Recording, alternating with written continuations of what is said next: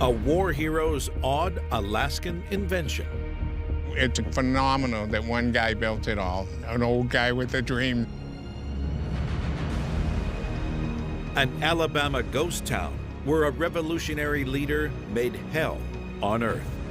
There's so many secrets here yet to be dug up.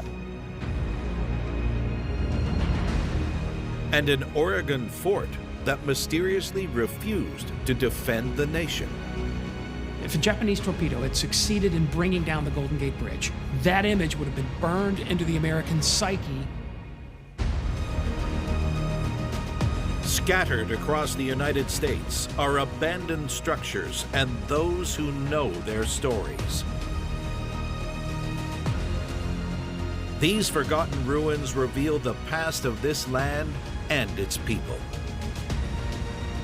These are the secrets of hidden America.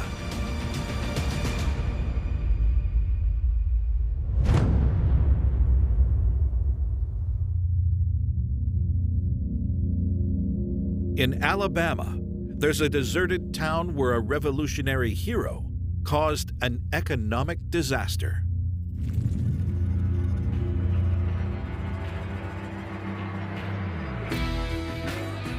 So many people love this place for different reasons. History is hidden in the landscape everywhere. We're right next to Selma. In recent times, it's most famous for its civil rights history. 10 miles outside of town, a network of roads hints at an ambitious past. This is strange. You've got a grid of roads that are laid out under the forest. Where are the people? These roads are not alone. Hidden in the undergrowth are abandoned structures. This is weird. It's lots of different buildings of different eras. This place tells one of the most twisted tales of the South. There's all these clues that something incredible once happened here. We remember him as the savior of the revolution. The visit was earth-shattering to the people that lived here. But fake news began a spiral of events here that ended in nationwide tragedy. To this day, it remains the greatest maritime disaster in American history.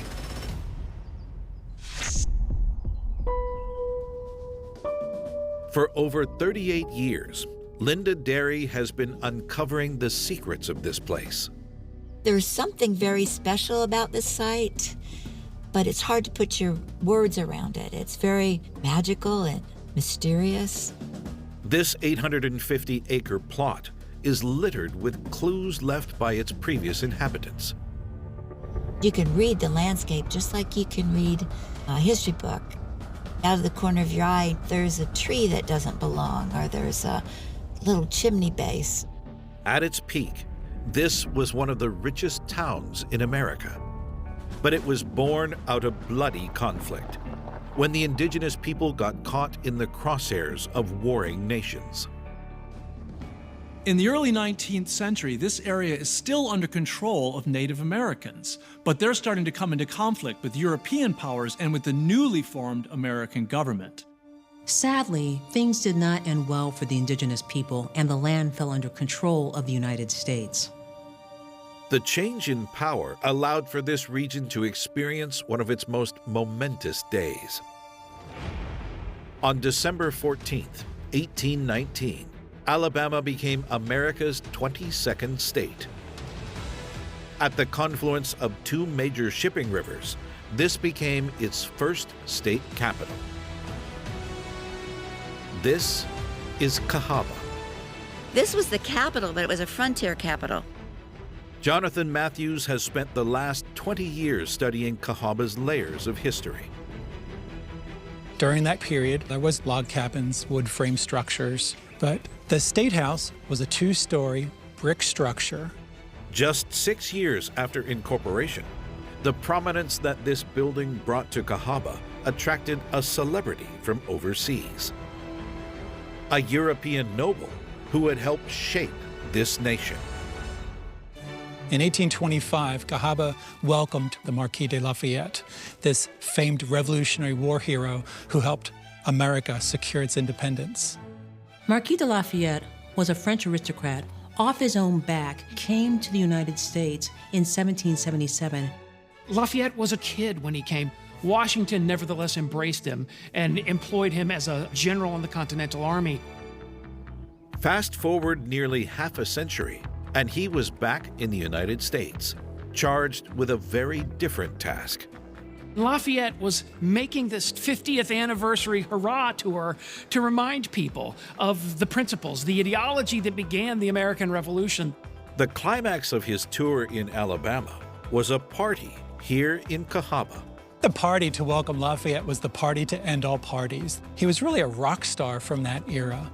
They had Jamaican spirits, rum, Spanish cigars, Madeira wine. They had 13 toasts for the 13 colonies, and they would fire cannon or some sort of gun after every toast. So by the end of the day, there were some injuries, in fact, one death. But other than that, they had a lot of fun. Despite the good times, as the sun rose on the morning after, Lafayette had left behind far more than just the spirit of the revolution. To welcome Lafayette, it cost $17,000. How much was that at the time? More than it cost to build the State House in Cahawba. In fact, it sort of bankrupted the state's treasury, so he left a little poverty wake in his travels here in Alabama. Yet going bankrupt was only the beginning of Cahawba's troubles. Rival cities in Alabama vied for its role as the state's capital. In 1826, rumors of flooding plagued Cahawba, fake news from the era. They were spread by the good newspapers of Tuscaloosa and Montgomery. Born from jealousy, these tales of destruction were a plot by Cahawba's rivals to steal the state capital. The worst flood stories came from Tuscaloosa. In 1826, they voted to move it there, so they actually ended up with the State House. But in an ironic twist, with the politicians gone, Cahawba prospered, thanks to a unique natural resource. Cahawba was built on a part of Alabama known as the Black Belt. We call it black because this dark, rich earth produces some of the best cotton harvests in the United States. Due to this nutrient-rich soil, for the next 3.5 decades, cotton was king in Cahawba. It had the fourth wealthiest per capita income in the whole United States. It had reached its Gone with the Wind era with beautiful mansions. But these riches didn't just come from cotton. Cahawba has a dark side to its history. Its wealth literally came from enslaved labor. That's who we call Cahawba's silent majority. Cahawba was 60–70% African American. This silent majority would soon be liberated as civil war ripped across the nation, and another set of people found themselves incarcerated here. Just imagine what that was like, shoulder to shoulder with 3,000 men and floodwaters up to the waist, and you all have diarrhea.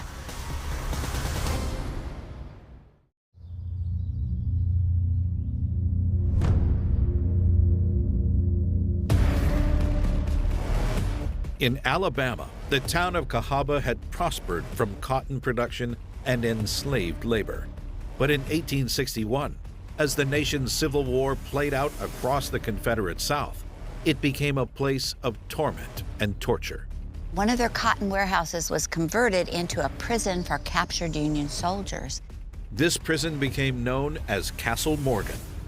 Even though it's not standing, you can still trace the walls. It was the most crowded prison in the Civil War. It was only 150 feet wide and 200 feet long. And there were as many as 3,000 prisoners in there.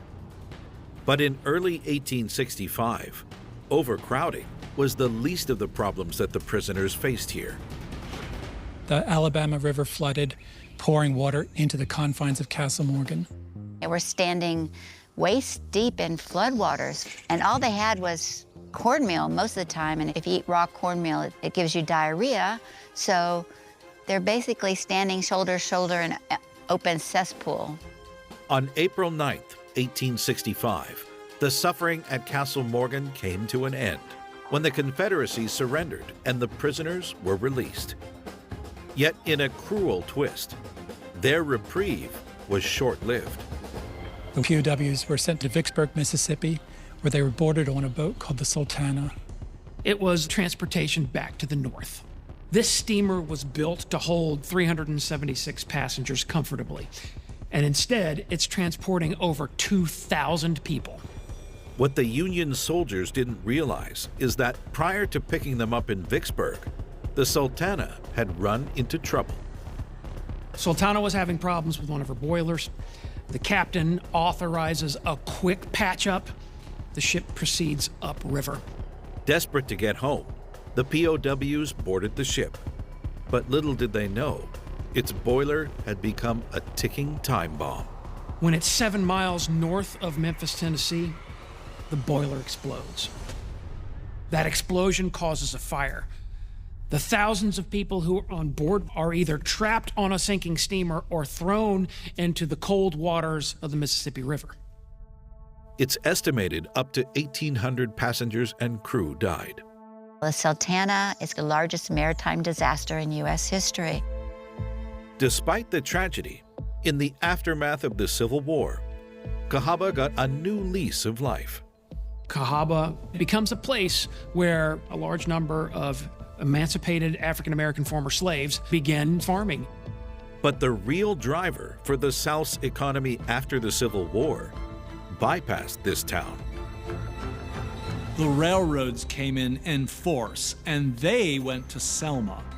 After this transportation revolution, many of Cahawba's businesses also moved to Selma.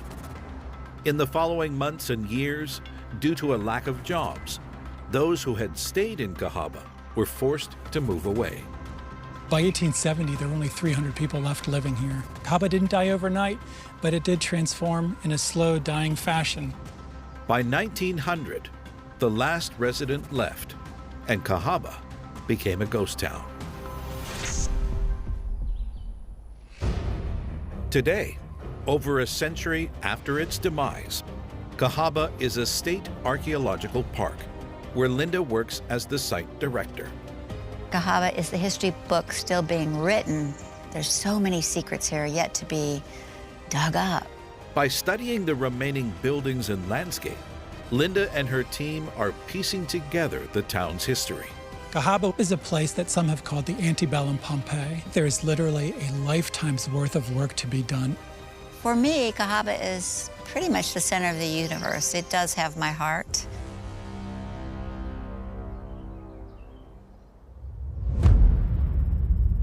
Where the Columbia River meets the Pacific Ocean, a set of structures is central to one of America's greatest military mysteries.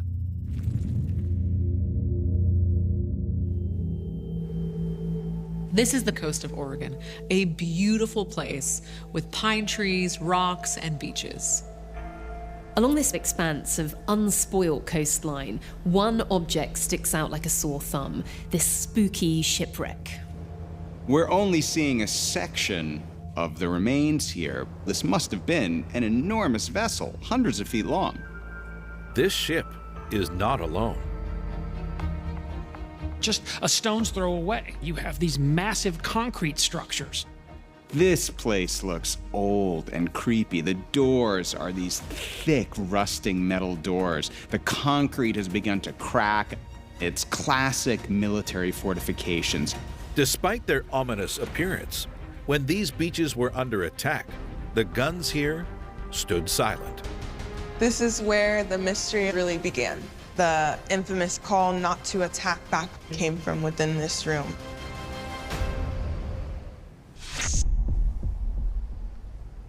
On Oregon's west coast, a shipwreck stands out against the sandy beach. This is the Peter Iredale, once a proud merchant vessel from England. On October 25th, 1906, tragedy strikes. The ship hit some very thick mist, and then between the strong winds and the rising tides, it was dragged onto the beach where it shipwrecked. This cargo ship has been grounded on the beach for over a century. But for the 27 people on board, their story didn't end here. Park Ranger Assistant Adriana Nickerson has walked in their footsteps many times. The people that were on the Peter Iredale were eventually found and brought here. These structures gave the sailors shelter until they were able to leave. They had been constructed in response to recent new threats to America on the high seas. The end of the 19th century saw a revolution in metallurgy and marine technology. New armor-belted warships could easily bypass the old type of coastal artillery.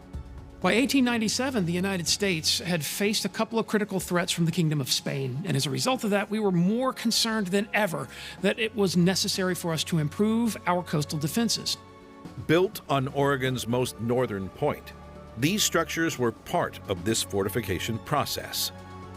This is Fort Stevens. It was designed to protect the nation from European threats attempting to attack America from the Pacific Ocean. The genius of its design is that it's not visible from either of those locations, so a ship making its way up the coast wouldn't know it was under attack until it was too late. The secret behind the fort's stealth attacks was a set of disappearing guns. At the time, this was state-of-the-art military equipment. The guns were on disappearing carriages, so there would be a counterweight that would drop down, bringing the rifle up, and then as it was shot, the recoil would bring it back down and bring the weight back up, like a whack-a-mole sort of game for attackers. For over 4 decades during the early 1900s, this fort succeeded as a deterrent to intruders. But that quickly changed when America was pulled into World War II. December 7th, 1941, the Imperial Japanese Navy launches a surprise attack on Pearl Harbor, destroying several important ships and killing thousands of seamen. This infamous sneak attack was just the beginning of Japan's reign of terror on America's western edge, which would explode here at Fort Stevens.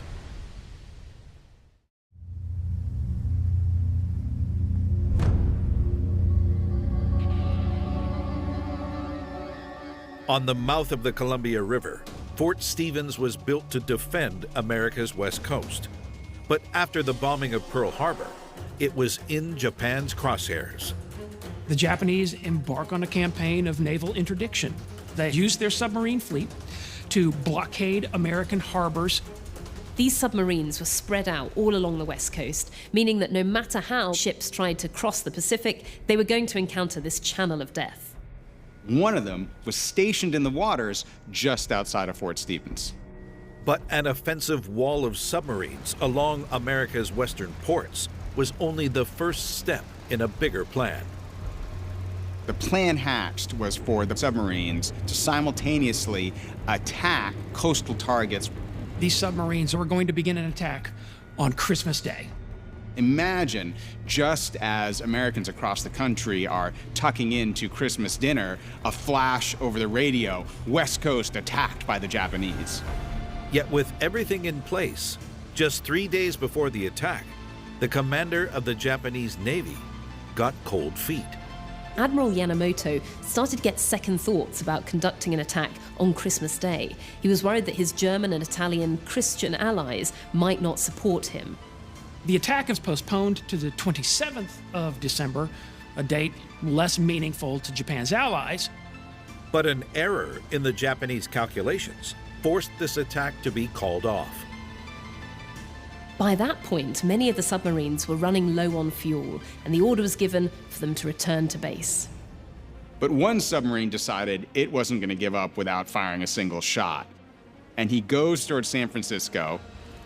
It fired one Type 93 Long Lance torpedo toward the Golden Gate Bridge. But luckily it missed, and the great landmark was saved. If a torpedo had hit one of the bridge supports, that could have potentially brought it down.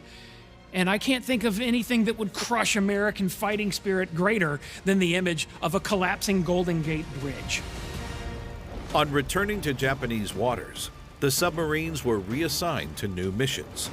And in June 1942, one assignment brought the I-25 back to American waters, into direct conflict with Fort Stevens and the 2,500 men stationed here. On the night of June 21st, 1942, One of the most bizarre events in American history happened here. The Japanese submarine suddenly surfaces and opens fire on Fort Stevens. As the Japanese shells begin falling around Fort Stevens, the entire post goes under full alert. Men come stumbling out of bed. Some men, still in their underwear, report to their duty stations, and they're prepared to fire. Here's where things get really weird. With all the guns ready to fire on the Japanese sub, the order comes down, hold your fire. And the personnel are even threatened with court-martial if they disobey. With the I-25 bombarding the American mainland, hundreds of confused soldiers on duty stood silently by their guns. Here's a real mystery. The veterans were adamant they could have hit and sunk that sub if they'd received the order.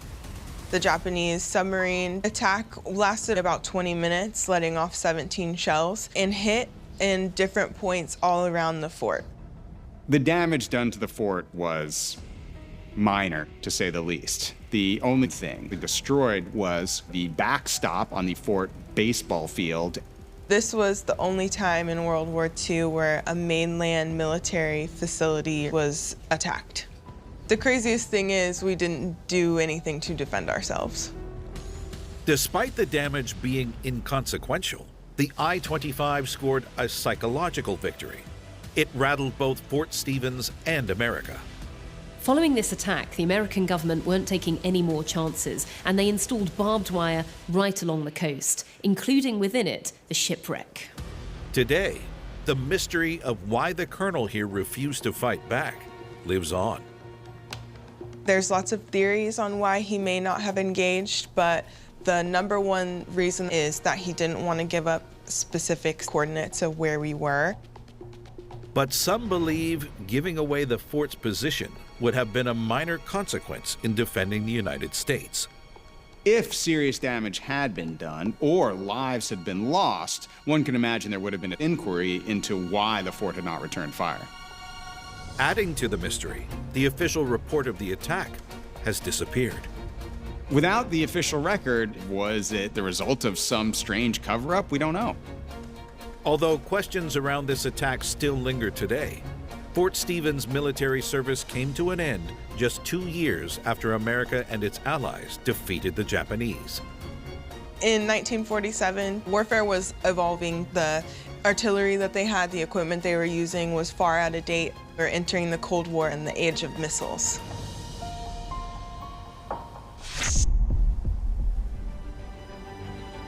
Despite sitting silently for 7 decades, today Fort Stevens is serving the nation in a very different way.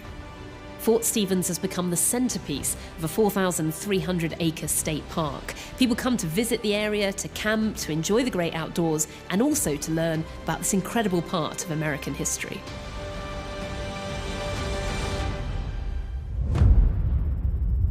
In the Sunshine State, an unassuming set of buildings stand as a relic to the city's silver screen golden age.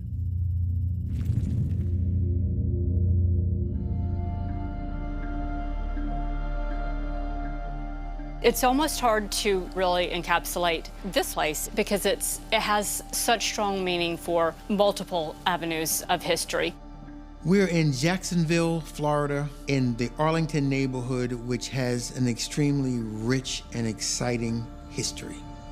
A forgotten site sits tucked away among the trees. You see a dignified white building. Almost looks like it could be a schoolhouse or a town hall. And then behind it are several small outbuildings. Clearly this was some kind of community. Architecturally, they're certainly of a distant past, but they look very well preserved, almost renovated. And that makes me think that this must be an important site. Inside, years of deterioration have taken their toll, but hints of a departed industry still remain.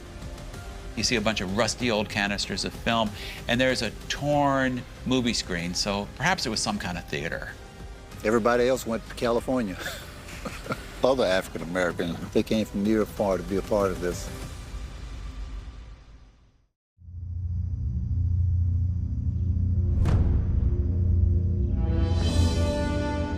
These buildings in Jacksonville, Florida, have sat dormant for years, their historical significance all but forgotten. But Devin Stewart Leslie knows the incredible legacy this place holds. It's important to our city's history, but most importantly, it's an amazing, largely unknown part of civil rights history. Jacksonville's glory days go back to a time when a brand new industry was taking the world by storm. At the early part of the 20th century, New York had established itself as a center for the silent film industry. But New York was also really difficult to film in during the winter. It was cold. The starlets didn't want to be outside, and also it would sometimes cause the film stock to freeze together, and it would cause like a staticky look on it. In search of year-round sunshine, the industry began to look south. Some filmmakers had already staked out spots in Hollywood, but LA was really far away. Jacksonville, Florida provided a nice alternative. It was easy to get to on the trains, and it had great weather. In 1908, the first silent film studio opened, and it led to 30 other film studios opening up in Jacksonville, one of which was Metro Pictures, which today we know as MGM Studios of Hollywood. It wasn't long until Jacksonville became known as the winter film capital of the world. It would even birth one of the biggest names in show business. Oliver Hardy of Laurel and Hardy got his start in Jacksonville. But of all the movie studios in this town, one had very ambitious ideas. This collection of buildings were built in 1916 by Eagle Studios. Now, this was a film outfit, and they had big plans to turn this whole area into their set. But they soon ran out of money. From the ashes would rise a revolutionary studio that would do things differently and cater to a brand new audience. When it fell into the hands of a young filmmaker ahead of his time. In the early 1920s, Richard Norman purchased the buildings. This is Norman Studios. Here, Richard Norman would cement his legacy as an iconic filmmaker, having first cut his teeth in an early genre largely lost to history. Norman was from Florida originally, but for many years he traveled around the country making what were known as home talent films. He had a script and footage of a train wreck he shot in different cities, same film over and over, and invite the locals to be in that film. This proved to be a very profitable venture. Naturally, everyone in town would want to come see themselves and their friends in the movie. Norman would keep 60% of the profits himself, and 40% would go to the town. One thing the home talent movie era shows us is what a novelty movies were. It was such a thrill just to go see moving pictures on its screen. It was almost like going to a magic show. By the time Norman finished his home talent movies and was settling into Jacksonville full-time, local resentment toward the film studios had spread. Things like shooting a bar scene on a Sunday did not set well with a very conservative crowd. And also they did some things that were a little bit dangerous. One time some filmmakers were shooting a brawl and somehow they sparked an actual riot. This led to a vote that would put Jacksonville's film industry under threat. The good citizens of Jacksonville elected a mayor who ran on an anti-movie campaign. A number of studios decided to pack up and leave to another city that seemed to be a bit more amenable to what they were doing, Los Angeles. But Richard Norman chose to stay in Jacksonville, where he could retain his independence. As local resident David Williams knows well, the movies he would make here would be a source of pride for the city for years to come. He could have very easily said, you know what, I'm doing what everybody else is doing. But when you have a dream and you have a goal, you have to go with it. He decided to court an audience ignored by his rivals. Mr. Norman, he was a white filmmaker, but he had a heart for race relations. He also saw a wide open, growing niche market for African Americans. Norman devoted the next few years of his life to what were called race films. They included a predominantly black cast, and it was made for a black audience. Norman's films proved to be a welcome antidote to the depictions that were coming out of Hollywood. The mainstream media's portrayal of African Americans was an abomination. It was an embarrassment. We were depicted as villains, servants, mammies, buffoons. And some Hollywood movies cast white actors in blackface, which even at the time was considered pretty offensive. Norman would draw from the widely untapped pool of local black talent. The actors who worked and lived here, they played doctors, they played lawyers, they played investigators, they played the beautiful heroine and the hero. It was letting African Americans at that time know that there were other African Americans that were holding some incredible positions in life. Norman would make movies across all genres, from comedies to thrillers and westerns. His most famous film was shot in this very location. The Flying Ace. It was inspired by Bessie Coleman. She was the first black female aviator in America. But making these films in the segregated South was a risky business.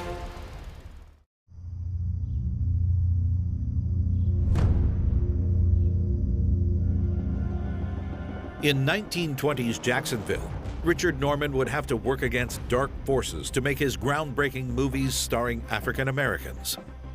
This was a Klan stronghold back then.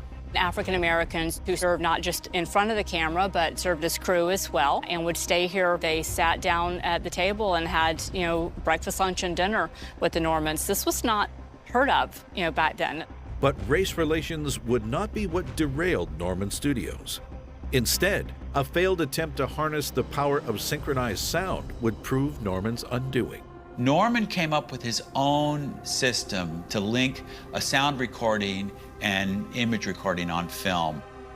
He sold about half a dozen of them until along comes Thomas Edison, and he figures out how to put sound on film. Mr. Norman's system and all those like his were immediately obsolete.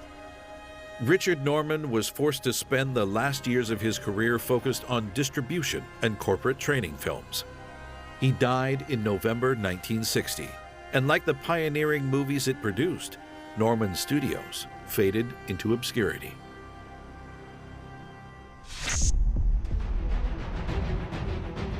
Today, many years on, the city of Jacksonville is determined to preserve this crucial part of its history.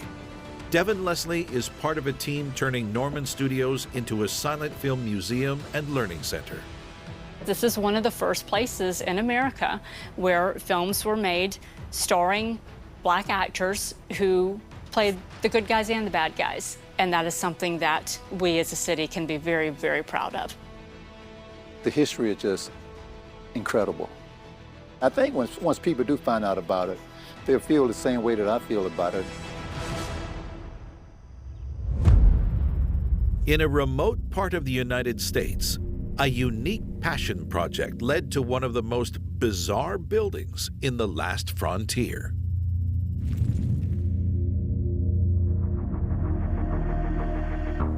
You can go anywhere in Alaska and everybody knows it, but what the story was behind it is pretty phenomenal.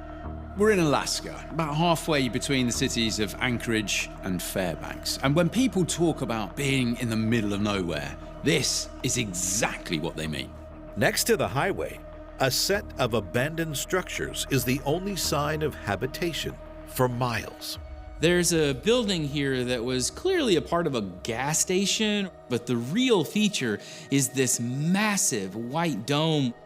This must be one of the weirdest looking abandoned buildings I've ever seen. But if there's one thing I know, weird looking buildings often have weird stories behind them. Inside, the level of craftsmanship is unexpected.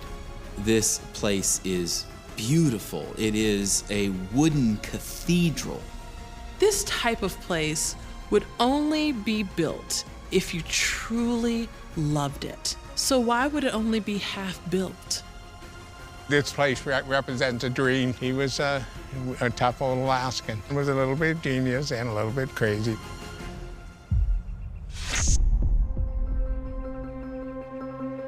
For many, the Alaskan wilderness is known for amazing wildlife, stunning views, and gold, but not much else. Yet for Brad Fisher, it's home to a bizarre set of buildings close to his heart. When I first come up here, I was 18 years old, so to me, I thought, what crazy person would want to live up here? Now that I'm in my 60s, I'm thinking maybe I might have become that crazy old guy too. This 105-foot wide structure was built to cash in on one of America's greatest natural wonders. This is right next to a national park which contains Denali, which used to be known as Mount McKinley, America's tallest mountain. It was a hotel and a convenience store to catch the tourists. This is Igloo City. Its story begins with a reclusive soldier. After fighting for his country abroad, he returned to the U.S. in search of a place to get away from it all. This place was the dream of Leon Smith, a World War II veteran who fought the Japanese in the Battle of Guadalcanal. Leon was a very stubborn old man. Typical Alaskan old guy that had spent too much time in the wilderness, as far as I'm concerned. But he was nice. We became real good friends. After failing to find somewhere to settle in the lower 48, in the 1960s, Leon moved to Alaska. On arrival, he bought a parcel of land in a remote area. This larger piece of property is 40 acres, and I think he just fell in love with it. But little did Leon know that this land would start an obsession that would eventually bring about his downfall.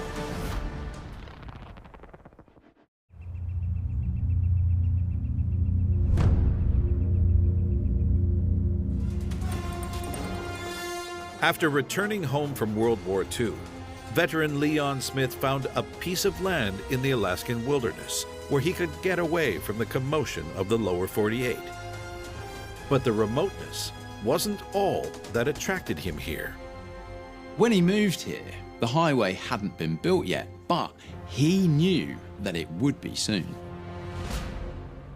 He knew there was going to be a lot of people here, and he was going to take advantage of that.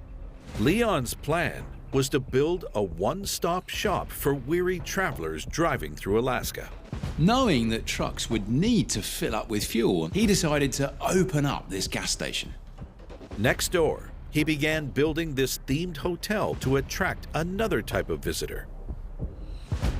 Leon wanted this hotel to become a destination spot, somewhere that hikers and skiers would stop, and he just happened to shape it after one of the most iconic structures of Alaskan history, an igloo.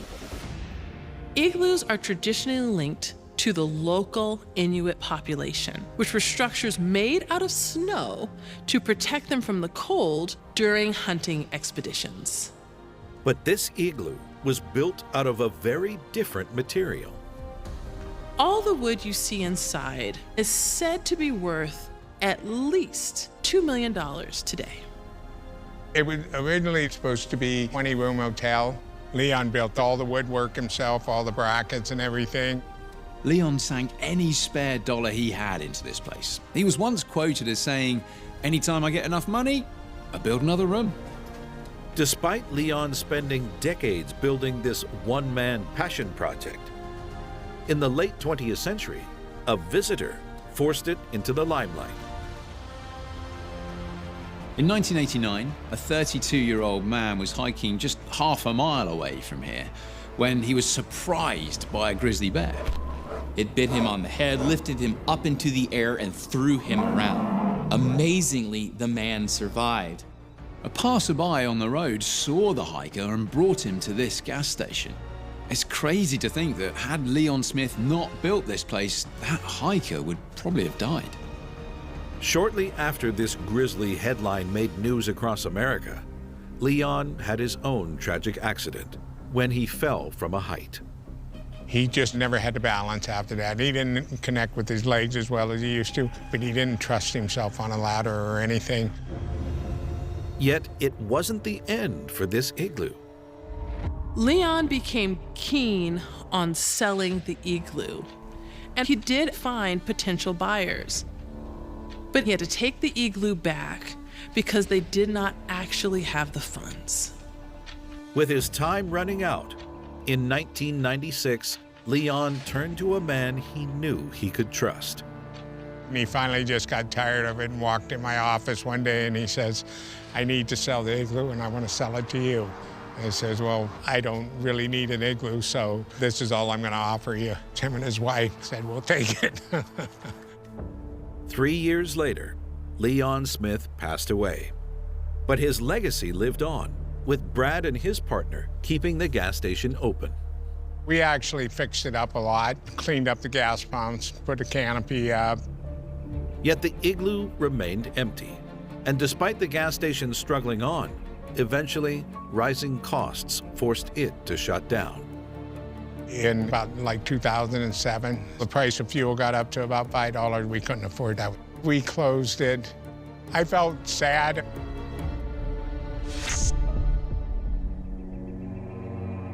Today, Igloo City is still an oddity on the side of the George Parks Highway. Ironically, despite never officially opening, it attracts visitors from around the world. Dale F. Shinard is working on regenerating the site and knows this firsthand. We have people, while we're working out here, stop every day, pull into the parking lot, and take pictures. With Brad's blessing, Dale and his nephew have now closed the site to visitors and are revamping the igloo for an ambitious new use. Our plan for the property will be to start a micro distillery there, and we will have a bar and restaurant. And I told him it's rough. It needs a lot of work. I think Leon would like the idea that it's being used. People are coming again. I think we'll be able to keep Leon's legacy.